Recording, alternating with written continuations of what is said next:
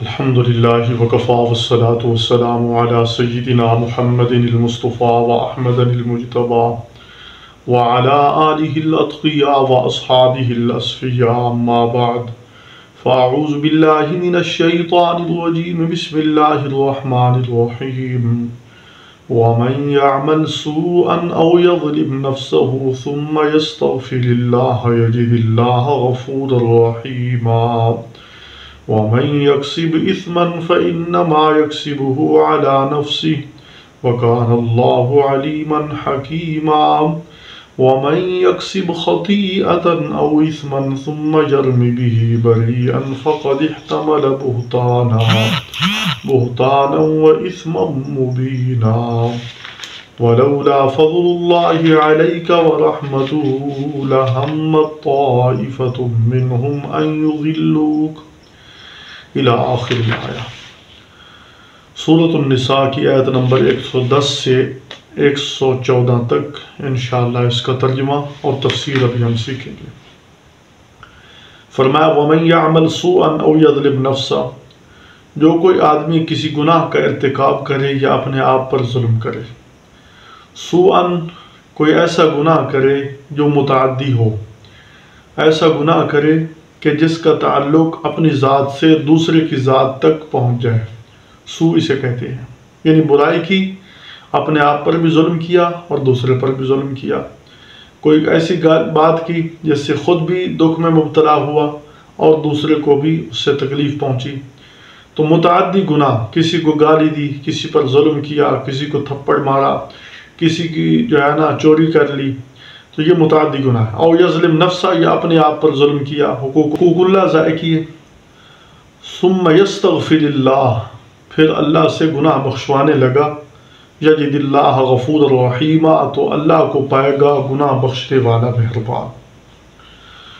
اللہ رب العالمین کی رحمت بخشنے کے لیے بہانے ڈھونڈتی ہے، تو جو کوئی آدمی کوئی متعدی گناہ کرتا ہے، اگر حقوق العباد سے اس کا تعلق ہے تو توبہ کی تکمیل تب ہوگی جب جس کے ساتھ زیادتی کی ہے اس سے معاف کرائے یا اس کو اس کا حق ادا کرے، تب جا کر توبہ کی تکمیل ہوگی۔ اور اپنا ذاتی گناہ وہ اللہ تعالیٰ سے معافی مانگے، تو معافی مانگنے سے اللہ کی ذات سے امید ہے کہ اللہ اس کا گناہ معاف کر دے گا۔ فرمایا یجد اللہ غفور الرحیمہ، اللہ تعالیٰ کے سامنے بخشش کی دعا تو کرے تو اللہ تعالیٰ کو بخشنے والا مہربان پائے گا۔ اللہ تعالیٰ بہت جلدی بخشش فرما دیتے ہیں۔ اس سے توبہ کی حقیقت بھی معلوم ہوگی کہ جو آدمی کسی گناہ میں مبتلا ہے فوراً اس کو چھوڑ دے، اس پر نادم ہو جائے اور آئندہ نہ کرنے کا عزم کر لے، اور ساتھ حقوق العباد میں یہ شرائط ہیں کہ جن کا حق اس نے دبایا ہے وہ ان کو ادا کر لے، تو فرمایا یجد اللہ غفور الرحیمہ، اللہ تعالیٰ کو بخشنے والا مہربان پائے گا۔ وَمَن يَكْسِبْ إِثْمًا فَإِنَّمَا يَكْسِبُهُ عَلَى نَفْسِهِ، جو کوئی گناہ کمائے اس نے کمایا اپنی ذات پر۔ دراصل ان آیات کا تعلق انہی بنی عبیرک کے ساتھ ہے جن کا ایک فرد بشیر تھا۔ فرمایا کہ اگر یہ اللہ تعالیٰ سے گناہ بخشواتا، مومنین کے راستے پر چلتا، تو اس صورت میں اللہ تعالیٰ اس کا گناہ معاف فرما دیتے، لیکن اس نے ایسا کیا نہیں، تو اس لیے اللہ تعالیٰ اس پر وعید سنا رہے ہیں کہ جو کوئی گناہ کمائے گا اس کے گناہ کا وبال اسی پر ہے۔ وَكَانَ اللَّهُ عَلِيمًا حَكِيمًا، اللہ سب کچھ جاننے والا، حکمت والا ہے، اللہ کو پتہ ہے کہ کون کیا کر رہا ہے، اور حکمت کی وجہ سے جزا و سزا۔ وَمَن يَكْسِبْ خَطِيئَةً أَوْ إِثْمًا، جو کوئی خطا کرے یا گناہ کرے۔ خطا یہ ایسے گناہ کو کہتے ہیں جو بھول کر ہو جائیں، اثمن جو جان بوجھ کر گناہ ہوا، بھولے سے گناہ ہو گیا، پتہ ہی نہیں تھا گناہ ہو گیا۔ فرمایا ثم یرم بہ بریئا، پھر اس نے اس کا الزام دوسرے پر لگا دیا، جیسے بنو بیرک والوں نے ایک صحابی رسول پر الزام لگا دیا یا یہودی پر الزام لگا، فقد احتمل بہتانا و اسما مبینا، تو انہوں نے اپنے سر ایک بہت بڑا بہتان اور شدید گناہ لے لیا، کیونکہ کسی غیر مجرم کو مجرم قرار دینا یہ بہت بڑا گناہ ہے۔ جرم خود کیا اور دوسرے کے سر لگا دیا، یہ بہت بڑا جرم ہے۔ تو فرمایا پھر اس کا الزام دوسرے پر لگا لیا تو اس نے بہت بڑا الزام اپنے اوپر برداشت کیا ہے۔ آگے فرمایا وَلَوْلَا فَضْلُ اللَّهِ عَلَيْكَ وَرَحْمَتُهُ، اللہ تعالیٰ کے آپ صلی اللہ علیہ وسلم پر بے شمار احسانات ہیں۔ فرمایا ان میں سے یہ ہے کہ اگر اللہ تعالیٰ کا فضل اور رحمت آپ پر نہ ہوتی لہمت طائفۃ منہم ان یضلوک، تو بنو بیرق والے ایک گروہ نے یہ ارادہ کر لیا تھا کہ کسی طرح آپ سے غلط فیصلہ کروا دیں، آپ کو بچلانے کا ارادہ کر لیا تھا۔ وما یضلون الا انفسہم، حالانکہ وہ نہیں بہکا سکتے مگر اپنے آپ کو، کیونکہ آپ نبی ہیں اور نبیوں کی حفاظت اللہ فرماتے ہیں۔ وما یضرونک من شیء، اور ان کی چالیں آپ کا کوئی نقصان نہیں کر سکتی، کیونکہ آپ اللہ کے نبی ہیں اور اللہ کے نبی کی اللہ خود حفاظت فرماتے ہیں۔ اس لیے انہوں نے تو پختہ ارادہ کر لیا تھا کہ آپ سے غلط فیصلہ کروا دیں، لیکن اللہ تعالیٰ کا فضل اور اس کی رحمت آپ کی مددگار ہوئی۔ وَأَنزَلَ اللَّهُ عَلَيْكَ الْكِتَابَ وَالْحِكْمَةَ، اور اللہ نے آپ پر کتاب اور حکمت اتاری۔ جب وہ آپ کے پاس سفارش کرنے کے لیے آئے تو اللہ نے قرآن کے ذریعے بتلا دیا کہ یہ لوگ جھوٹے ہیں، یہ لوگ کاذب ہیں، یہ لوگ محض سفارش کرنے کے لیے اپنے بندے کو بچانے کے لیے آئے ہیں۔ فرمایا اللہ نے آری اور حکمت اتاری۔ حکمت سے مراد آپ صلی اللہ علیہ وسلم کے الفاظ اور مضمون اللہ کی طرف سے، یعنی آپ صلی اللہ علیہ وسلم کی روایات احادیث مبارکہ، ان کو حکمت کہا جاتا ہے کہ مضمون اللہ کی طرف سے ہوتا ہے اور الفاظ کا چناؤ آپ صلی اللہ علیہ وسلم فرماتے ہیں۔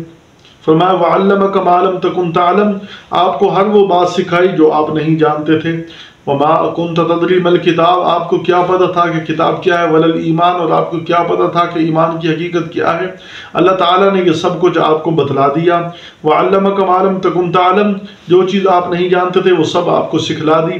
تو قرآن حکیم کی اس آیت سے آپ صلی اللہ علیہ وسلم کا علم اس کو بیان کیا گیا ہے کہ اللہ تعالیٰ نے آپ کو بہت زیادہ وہ چیزیں سکھا دی جو آپ کو معلوم نہیں تھیں، یعنی شریعت کا مکمل علم آپ کو عطا کر دیا۔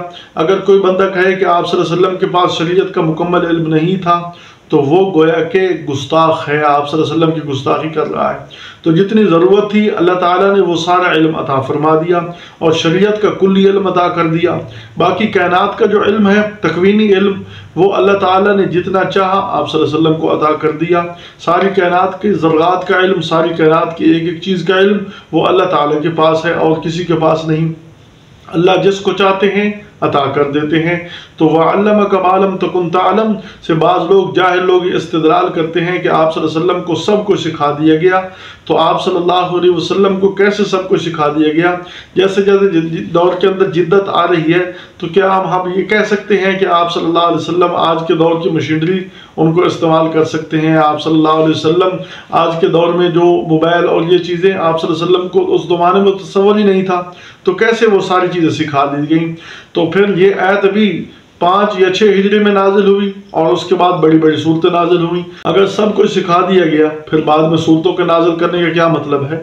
تو معلوم ہوا کہ جتنا ضرورت تھی وہ اللہ نے سب کچھ آپ صلی اللہ علیہ وسلم کو تدریجاً بتلا دیا، شریعت کا کلی علم عطا کر دیا، کائنات کے جتنے جزئی علم جتنی ضرورت تھا وہ اللہ نے عطا کر دیا۔ اور باقی ہم یہ کہیں کہ آج کے دور کی مشینری، آج کے دور کی موٹریں، آج کے دور کی کاریں، جہاز، آج کے دور کے موبائل اور آج کے دور کی جدید چیزیں وہ آپ صلی اللہ علیہ وسلم جانتے تھے، تو یہ آپ صلی اللہ علیہ وسلم کی ذات پر گویا کہ ایک تنقیص ہوگی کہ آپ صلی اللہ علیہ وسلم کی ایک توہین ہوگی کہ ان چیزوں کا اس زمانے میں بالکل تصور ہی نہیں تھا۔ تو اس لیے فرمایا کہ وَعَلَّمَكَ مَا لَمْ تَكُنْ تَعْلَمْ، آپ کو وہ سب باتیں بتلا دی جو آپ نہیں جانتے تھے اور جتنی ضرورت تھی۔ وَكَانَ فَضْلُ اللَّهِ عَلَيْكَ عَظِيمًا، اور اللہ تعالیٰ کے آپ پر بہت بڑے فضل اور احسانات ہیں کہ اللہ تعالیٰ نے آپ کو ختم نبوت کا تاج دیا، سارے نبیوں کا امام بنایا، سارے نبیوں کا سردار بنایا، سارے نبیوں پر آپ کو فوقیت عطا کی، آپ کی امت کو سب سے امتوں سردار بنایا، آپ کو کتاب سب کتابوں کی سردار عطا کی، آپ سب سے پہلے جنت میں داخل ہوں گے، آپ کی سفارش قبول کی جائے گی، آپ کی وجہ سے لوگوں کو جہنم سے آزاد کیا جائے گا، آپ کو مقام محمود دیا جائے گا، آپ کو حوض کوثر عطا کیا جائے گا، کائنات کے اندر بھی آپ کو بڑی شان اور مقام عطا فرمائی، جو آپ کو دیکھتا تھا وہ آپ پر ایمان لاتا تھا، وہ آپ کا دیوانہ ہو جاتا تھا، وہ آپ پر جان فدا کرنے کے لیے تیار ہو جاتا۔ تو فرمایا اللہ تعالیٰ نے آپ پر بہت بڑا فضل فرمایا ہے۔ اللہ تعالیٰ ہمیں قرآن و سنت صحیح سمجھنے کی توفیق عطا فرمائے۔ وما توفیقنا الا باللہ۔